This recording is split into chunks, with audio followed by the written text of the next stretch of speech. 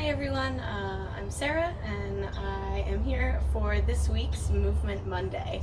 I hope you guys all had a really great weekend. And this week what I wanted to do for you guys is break down the squat. So a really kind of basic exercise that there are a couple of great tips that I have for you guys to improve your squat form, and then I'll have a couple of ways that you can take it up a notch if you need to work on getting your heart rate up maybe during class, or the form that you would want to use while you're adding some weight. So first off, I wanted to start with the most basic version of the squat. We're going to use this rock to demonstrate, but you can use a chair or a couch or some kind of bench that you can put your weight down onto. It should be, this is a little bit tall for me actually, but it should be about the height of the bottom of your kneecap. So first things first for the squat, I'm going to do this from multiple angles so you can see me, but the feet are going to be a little bit wider than shoulder width apart. Those toes are going to be pointing pretty much forward. If there's a tiny bit of an angle out, that's okay, but we want them to be most of the way forward for our basic squat. One of the things that you really want to pay attention to when you squat is your knees. So there's two things that you really want to look for with your knees. When you squat, they should be facing the same direction as your toes. So if they start to cave in or out away from the center line of those toes, that's where you want to take a second and recenter and make sure that those knees are in line with the toes. But also we don't want them to drift out past the toes, past the line of the toes. And I'll show you that when I get to the side view. So first of all, that basic squat, we're going to use this to sit those hips back onto. My feet are a little bit wider than shoulder width apart. When I'm doing it without any weight, I kind of like to have my hands in front. It reminds me to keep my chest up high. I'm going to bend at those knees and really sit those hips back so that that rock or your chair or your bench is going to be a little bit behind, about a foot behind those heels. When I sit those hips back, I'm just going to tap back onto that surface and then stand up nice and tall and drive forward. So same thing, like I said, my knees are pointing the same direction as my toes, so if they caved in or went out a little bit, I would know. I can look down and see, and then I'm going to come up nice and tall here. Now from the side, that's where those toes coming forward comes in. So what I want you to think about is making sure that when you sit those hips back, those knees don't also drift forward. So we're sitting those hips back to tap back on that surface. My knees are almost in line with my ankles. Maybe they drift a tiny bit forward, but they're never coming out past my toes. I'm keeping them back, so when I sit my hips back, I am right in line here, but they're behind the toes, and then driving back up. The other thing that you want to think about is keeping broad collarbones and your chest high. So like I said, when you sit those hips back, I like to bring my arms forward.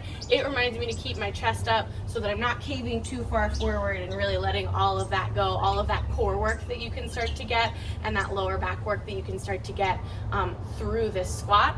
And the other thing is you want to keep a nice long spine. So as I'm keeping my chest up, I'm not rounding out through the spine, I'm keeping it long, I'm trying to keep up as tall as I can, and then driving back up. So using that chair or that bench or that surface, tapping back and then bringing it up. Taking it up a notch, we're just taking that surface away, so I'm stepping away from it.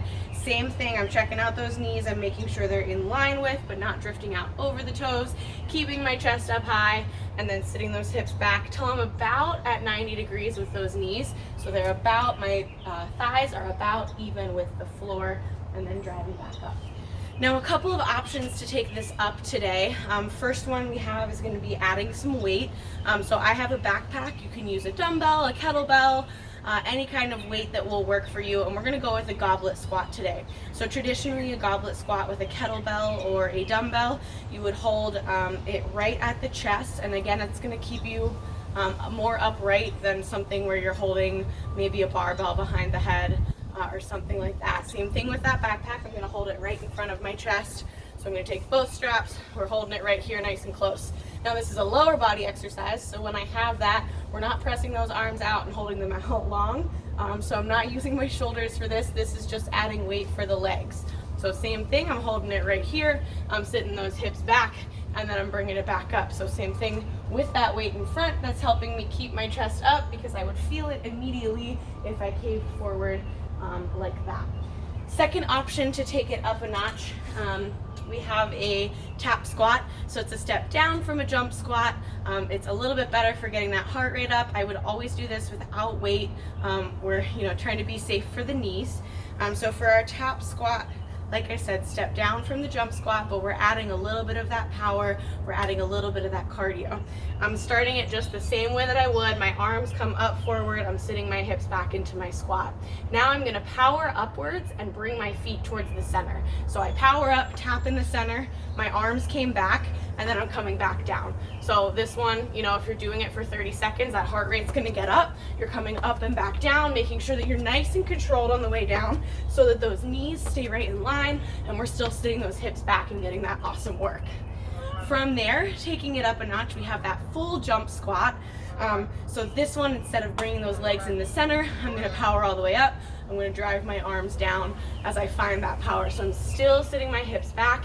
When I hop up, I have my arms drive back, my feet come off the floor, and then same thing, nice soft landing, bringing those hips sitting back just like that. So a couple of those that's a little bit harder to keep going with than that tap squat. Whew. All right, 2 more options to take it up a notch. So the next one is up a notch from that jump squat, is gonna be a tuck jump squat. Now this one's a little tough. If that jump squat doesn't feel comfortable or you have any kind of underlying knee issues, I would stay away from this next one. I'm gonna do this side view so you can see it. So we're gonna sit those hips back, same thing into that squat nice and slow.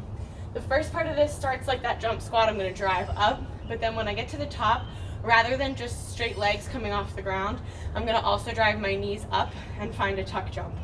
So it's gonna be a squat, tuck jump at the top. So we've got a squat, tuck jump, squat, tuck jump. I'm bringing my knees up, driving up. It's just adding a little bit of extra power to it. It looks a little awkward. It feels a little awkward. I haven't practiced those in a while. So I wouldn't necessarily add that to any normal workout. But if you've got jump squats down and you want to take it up a notch, that's always an option. Our last option today that I have is going to be adding a pulse to your squat. So this is down a notch, I would say, from that tap squat, but we're finding a little bit longer muscle activation. So this is going to be good. You can pulse for however long you want. I'm going to start by adding 1 pulse to my squat, and then you can always just kind of indefinitely maybe do a 30-second pulse or something to finish out a lower body workout. So when we find that pulse, we're going to squat back all the way down. We're going to come halfway back up, still tension through those muscles, all the way back down and then back up. So my pulse squat would be down, half, down, and then up. So we're keeping it right here.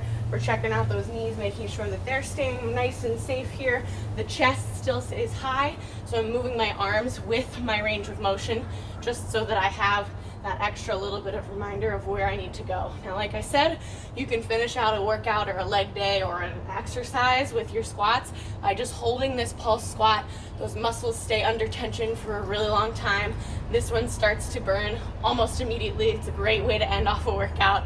And yeah, so that was a couple variations of the squat that you can utilize in your next workout. Have a great rest of your Monday, everyone, and we'll see you next time for Movement Monday.